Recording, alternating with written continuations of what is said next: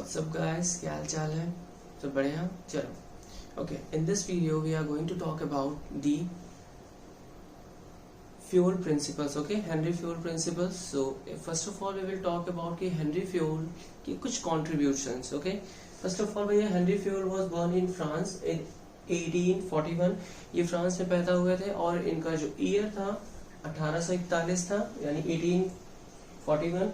And उन्होंने mining engineering में उन्होंने डिग्री जो गेन की थी वो की थी 1860 में। And next one, in 1888 he promoted as a managing director, यानी कि 1888 में इन्हें एज ए मैनेजिंग डायरेक्टर के तौर पर प्रमोट किया गया था। नेक्स्ट, ही रिटायर्ड। देखो भैया, इन्होंने सबसे अच्छा कंट्रीब्यूशन क्या दिया था? 30 साल वर्क करने के बाद, यानी आफ्टर 30 इयर्स, 30 साल काम करने के बाद जिस कंपनी में वो as a managing director work करते थे, यानी ये वर्क करते थे, वो कंपनी 30 साल के बाद जब वो रिटायर हुए, ठीक है, तो वो कंपनी जो थी, it was a leading coal steel company with strong financial position, यानी कि काफी अच्छी फाइनेंशियल पोजीशन पे वो लीड कर रही थी in comparison to his competitors. और उनका जो सबसे बड़ा सहयोग था, या कह सकते हो कि उन्होंने जो एक मैनेजर के लिए क्या क्या गाइडलाइंस दिए, तो उनके सबसे इंपॉर्टेंट 14 प्रिंसिपल्स थे एज अ गाइडलाइन के तौर पे, जो कि मैनेजर के लिए सबसे ज्यादा यूजफुल था। क्यों था? ताकि मैनेजरियल डिसीजंस या मैनेजरियल एक्टिविटीज को परफॉर्म करने के लिए ये 14 प्रिंसिपल्स एज अ गाइडलाइन के तौर पे वर्क करते थे। And if we talk about, वो एक और चीज पे भी फेमस थे, उन्हें कहा जाता था father of management studies and thoughts. ये कुछ फ्यूल के कॉन्ट्रीब्यूशंस थे, या आप कह सकते हो कि ये इनके बारे में कुछ पॉइंट्स थे। ओके, सो नाउ आप इसके स्क्रीनशॉट ले सकते हो।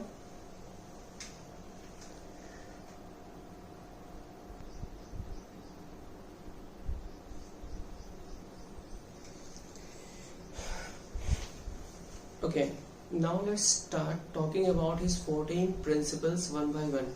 First, division of work.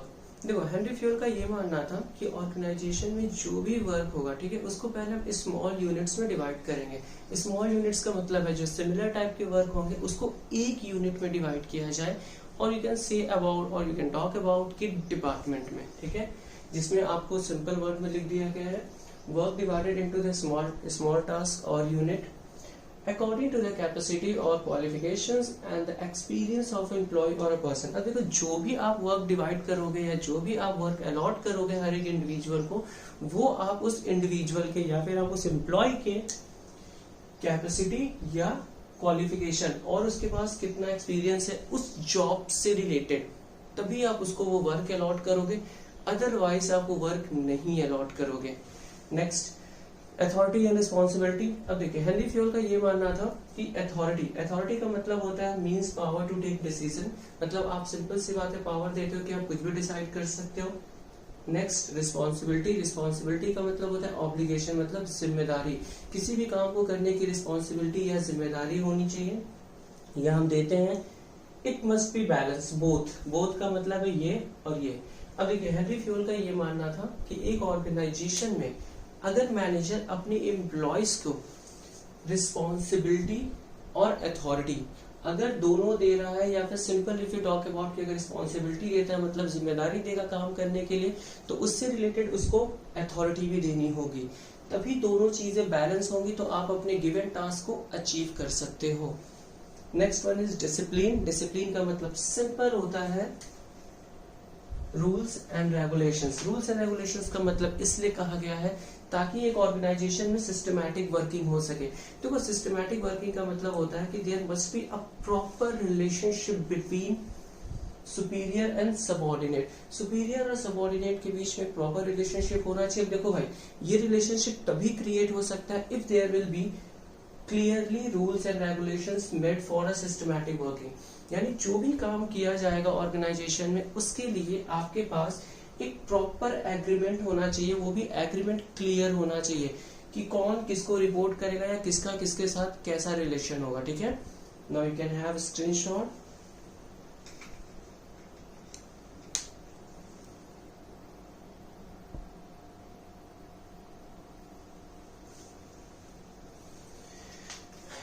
Okay, now the fourth one is unity of command. देखो इसका मतलब बहुत ही सिंपल सा है। यूनिटी ऑफ कमांड का मतलब है कि भैया एक एम्प्लॉय को जो ऑर्डर दिया जाएगा सिर्फ एक ही बॉस देगा, एक से ज्यादा बॉस नहीं देंगे। देखो वी नो दैट अगर हमें एक से ज्यादा बॉस ऑर्डर देगा तो क्या होगा, कंफ्यूजन, डाउट्स, प्रॉब्लम। सो एम्प्लॉय के डाउट्स को या एम्प्लॉयज के प्रॉब्लम्स को रिमूव करने के लिए हेनरी फ्योल का ये कहना था कि एक मैनेजर को सिर्फ, मतलब सिंपल सी बात कह सकते हो कि एक मैनेजर को अपने एम्प्लॉय को सिर्फ एक ही ऑर्डर देना होगा या फिर उसका एक ही बॉस होना चाहिए, ठीक है। There must not be more than one boss. Next unity of direction. Unity of direction का मतलब हेनरी फ्योल का सिंपल ये कहना था कि पूरे ऑर्गेनाइजेशन का जो मेन प्लान है वो एक प्लान होना चाहिए, ठीक है। आपका प्लान एक होना चाहिए। एक प्लान होने का मतलब होता है सिंपल सी बात है, जो ऑर्गेनाइजेशन का गोल है या जो एम है वो कॉमन होना चाहिए। मतलब ये नहीं कि टॉप मैनेजमेंट कुछ और सोच रही है, मिडिल लेवल कुछ और सोचता है and the last one low level कुछ और चाहता है अपने एम्प्लॉय से। No, there must be a similar goal और common goal for all the level of managers. Next subordination of individual interest to the general interest. मतलब इसका मतलब सिंपल सी बात एक ही चीज है कि भैया जो इंटरेस्ट है, इंटरेस्ट का मतलब देखो होता है कि एक ऑर्गेनाइजेशन में काम करने का पर्पस क्या है या मोटिव क्या है।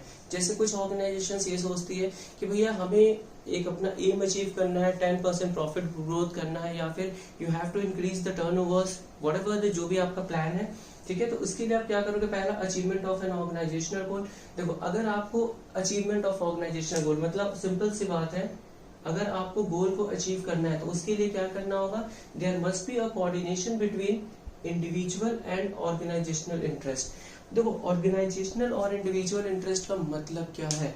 इंडिविजुअल का मतलब हमारा पर्सनल, मतलब जो एम्प्लॉय वर्क करने आ रहा है, और जो मैनेजर वर्क है, यानी सिंपल सी बात है सबऑर्डिनेट और सुपीरियर, दोनों का जो इंडिविजुअल है मतलब पर्सनल इंटरेस्ट, और जो ऑर्गेनाइजेशनल इंटरेस्ट है दैट मस्ट बी कोऑर्डिनेटेड और सेम वन, डिफरेंट नहीं होना चाहिए। यार देखो अगर डिफरेंट होगा तो सिंपल सी बात है आप कभी भी अपने गोल को अचीव नहीं कर सकते हो।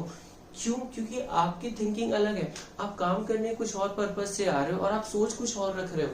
तो there must be a same होना चाहिए दोनों, यानी आपकी पर्सनल थिंकिंग मतलब सबऑर्डिनेट और जो भी आपके सुपीरियर है उनकी जो थिंकिंग है वो ऑर्गेनाइजेशनल गोल के साथ कॉमन होना चाहिए, डिफरेंट नहीं।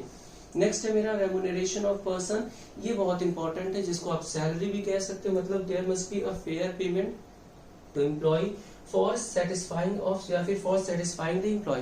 देखो सिंपल सी बात है, आप अपने एम्प्लॉयज को क्या करोगे, फेयर पेमेंट देंगे। फेयर पेमेंट देने से क्या होगा, सिंपल वर्ड है भैया, एम्प्लॉय क्या होगा, संतुष्ट होगा, सेटिस्फाइड होगा। और आपको भी पता है एक ऑर्गेनाइजेशन में एम्प्लॉय का सबसे ज्यादा कंट्रीब्यूशन होता है, ठीक है। So simple, there must be a fair payment to the employ for satisfied, ठीक है, ताकि एम्प्लॉय आपका सेटिस्फाइड हो, मोटिवेटेड हो।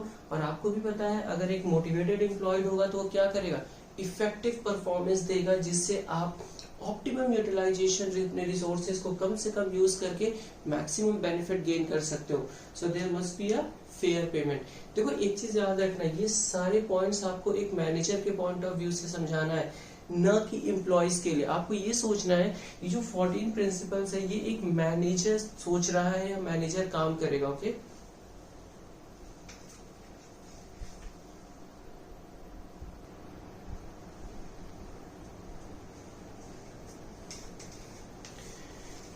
Okay, now let's talk about the 8 point, centralisation and decentralisation. देखो दोनों का मतलब सिंपल सा है। सेंट्रलाइजेशन का मतलब होता है जब ऑर्गेनाइजेशन की पूरी पावर्स, मतलब जो भी पावर्स है राइट, डिसीजन लेने की या डिसाइड करने की, जब सारी पावर्स आपका सिर्फ और सिर्फ टॉप मैनेजमेंट के हाथों में होगा, okay. And the next one is decentralisation.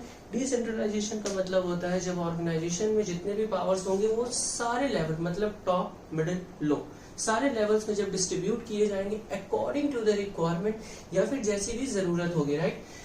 Centralisation refers to the concentration of authority और the powers in the few hand at a top level. मतलब सेंट्रलाइजेशन का मतलब होगा सिर्फ और सिर्फ टॉप लेवल के पास में पावर्स होंगी सारी, मतलब मिडिल लेवल, लो लेवल के पास कोई पावर्स नहीं है। Next decentralisation. Decentralisation refers to the distribution of powers at every level. देखिए यहाँ पे ध्यान देना, एवरी लेवल मतलब 3 लेवल होते, तीनों लेवल्स में पावर्स को डिस्ट्रीब्यूट किया जाएगा। अब देखो हेनरी फ्योल का ये मानना था कि मतलब सेंट्रलाइजेशन और डिसेंट्रलाइजेशन दोनों एक ऑर्गेनाइजेशन में बैलेंस होनी चाहिए। यानी अगर आपको डिसीजंस लेना है या अगर एक आप चाहते हो कि एक मतलब कंपनी एक प्रॉपरली वर्क करे या इफेक्टिव वर्किंग हो, then there must be a balance between centralisation and decentralisation. क्योंकि देखिए आप सारे डिसीजंस को ना मतलब लो लेवल को डिस्ट्रीब्यूट नहीं कर सकते हो। सो कुछ पावर्स आप सेंट्रलाइज होना चाहिए एंड कुछ पावर्स डिसेंट्रलाइज होना चाहिए, right. Next principle of chain. Principle of chain simply ये कहता है there must be a line of authority. Authority का मतलब पावर्स, मतलब कि मूवमेंट, यानी जो भी पावर्स हम मूव करते हैं वो एक प्रॉपर सीक्वेंस में होना चाहिए, मतलब एक प्रॉपर लाइन होनी चाहिए। चेन ऑफ सुपीरियर, ठीक है। अब सिंपल सी बात है, ये चेन ऑफ सुपीरियर किस फॉर्म में होना चाहिए, हायर टू द लोअर, मतलब हायर से लोअर पे होना चाहिए, मतलब ऊपर से नीचे की तरफ आता हो, कौन किसको रिपोर्ट करेगा, there must be a properly given होना चाहिए या फिर ये पता होना चाहिए। Next principle of order. देखो इसका मतलब जैसा ऑर्डर है वो चीजें जस्ट अपोजिट है। प्रिंसिपल ऑफ ऑर्डर का मतलब सिंपल एक चीज होता है कि भैया there must be ordinary arrangement of man and materials for fix place to keep all. अब देखो सिंपल से बात है, हेनरी फ्योल का ये मानना था कि एक ऑर्गेनाइजेशन में यानी जो वर्कर वर्क करता है उसका और जिस मशीन पे वो वर्क कर रहा है, ठीक है, वो एक प्रॉपर फिक्स प्लेस होना चाहिए, मतलब रोज वो चीजें मूवमेंट नहीं होनी चाहिए, राइट। जैसे हेनरी फ्योल का ये कहना था there must be a proper arrangement, किसके में, मैन और मटेरियल्स, मतलब एम्प्लॉयज और मशीन्स के बीच में एक प्रॉपर ऑर्डर होना चाहिए। मतलब हर एम्प्लॉय को ये पता होना चाहिए कि भैया अगर हमें कल जाना है वर्क करने ऑर्गेनाइजेशन में या फैक्ट्री में तो हमें कहाँ पे वर्क करना है, यानी उसको क्लियरली ये चीज पता होना चाहिए कि भैया उसको करना किस वर्क पे मशीन है। जैसे हम अगर बात करते हैं स्टूडेंट्स की, राइट, आप स्कूल में ही जाते हो तो आपको ये पता होता है क्लियरली कि भैया हमारा क्लासरूम कहाँ है। तो यानी आप जैसे स्कूल गेट में एंटर करते हो आप डायरेक्टली अपने क्लासरूम के लिए अपने स्टेप्स को फॉरवर्ड करते हो, न कि आप खोजोगे भैया हमारी क्लास कहाँ पे है, पता चलना बैठना है आपको 12th में, चले गए क्लास 1 में, लो भैया। तो देखो सिंपल सी बात है, there must be a proper arrangement होना चाहिए मैन्स और मटेरियल्स के बीच में, यानी कि there must be a fix place होना चाहिए मशीन्स के लिए और वर्कर्स के लिए, मतलब the place should not be changes, ठीक है, प्लेस आपका चेंज नहीं होना चाहिए, ठीक, okay.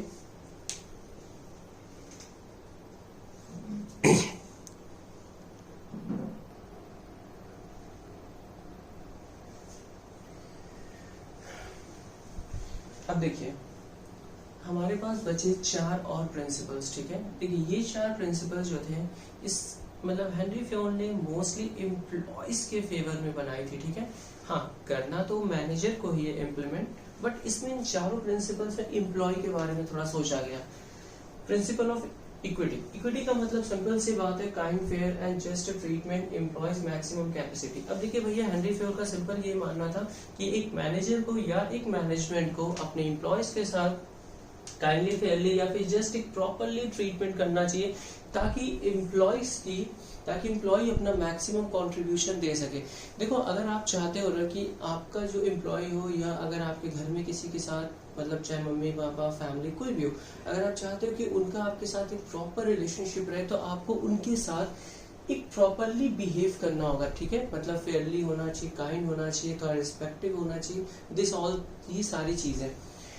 Stability of a tenure of a personal. अब देखो इसका मतलब सिंपल सा एक ही चीज था कि भैया हेनरी फ्योल का ये मानना था कि यार एक मैनेजमेंट को कोशिश करना चाहिए कि उसका जो एम्प्लॉय है वो अननेसेसरी कंपनी छोड़ करके दूसरी कंपनियों में ना जाए, मतलब स्टेबल हो, फिक्स हो, ठीक है।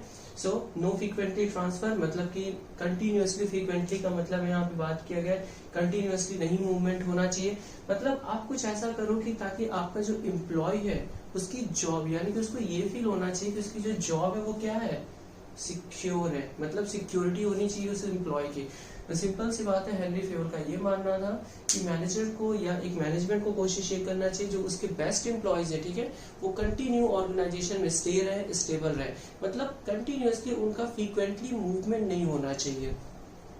इनिशिएटिव का मतलब सिंपल सी बात है भैया थोड़ा सा बढ़ावा भी तो दो, हाँ जी, कैसे बढ़ावा दोगे, सिंपल सी बात है जो भी मैनेजमेंट प्लान करता है, ठीक है, जैसे आपको पता है कि in every financial year plan जो होते हैं या जो मेन या आपका जो ऑब्जेक्टिव है वो चेंज होता रहता है। तो भैया हेनरी फ्योल का ये मानना था कि आप जो भी प्लान करते हो मतलब टॉप मैनेजमेंट जो भी प्लान करती है ये उसमें थोड़ा एम्प्लॉयज से भी तो कुछ अपॉर्चुनिटीज लो, कुछ उनसे कहो कि ठीक है भाई आप भी कुछ हमें अपना सजेशन दीजिए, बिकॉज एम्प्लॉय भी एक क्या है, एक ऑर्गेनाइजेशन का फैमिली मेंबर है, ठीक है।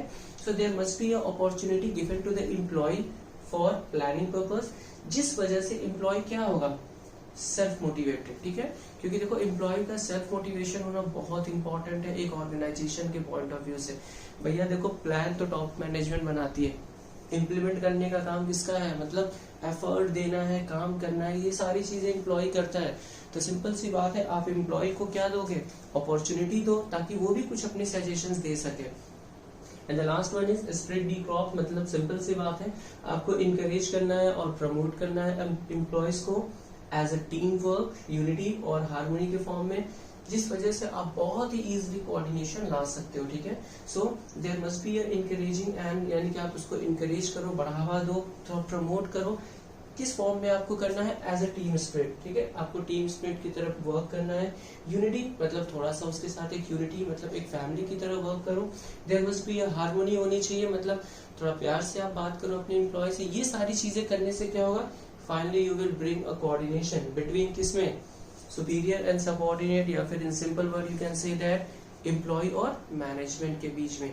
देखिए ये टोटल 14 प्रिंसिपल्स है, जो सिर्फ आपको ये सोचना है कि ये 14 प्रिंसिपल जो है ये एक तरह से मेरा टॉप मैनेजमेंट के लिए बनाए गए थे, यानी मैनेजर्स के लिए बनाए गए थे, ताकि मैनेजर्स अपने एम्प्लॉयज के ऊपर इम्प्लीमेंट कर सके। अब देखो ये सिर्फ एक गाइडलाइन है, याद रखना प्रिंसिपल ऑफ मैनेजमेंट क्या था, एक गाइडलाइन है, ये एक कंप्लीट सजेशन, मतलब आप कह सकते हैं कि यार ये गारंटी नहीं देगा कि आप सक्सेस करोगे, बट हाँ आप एक मतलब एक कह सकते हो कि आप एक मतलब क्या कहोगे यार, मतलब आप simply you can say that यार आप एक मतलब डायरेक्शन ये आपको प्रोवाइड कर देगा सिंपली, चल भाई तेरे को इस रास्ते में आप चाहो तो मूव कर सकते हो, लेकिन अब वो रास्ता सक्सेसफुल होगा या नहीं होगा ये तो भैया मैनेजर पे डिपेंड करेगा, ठीक है। जैसा सिचुएशन होगा वैसा आप डिसीजन लोगे, मतलब कॉज एंड इफेक्ट रिलेशन के फॉर्म में। So these are the 14 principles of Henri Fayol, ठीक है। बाकी चीजें हम नेक्स्ट वीडियो में बात करेंगे टेलर के बारे में। सो बी सेफ, टेक केयर।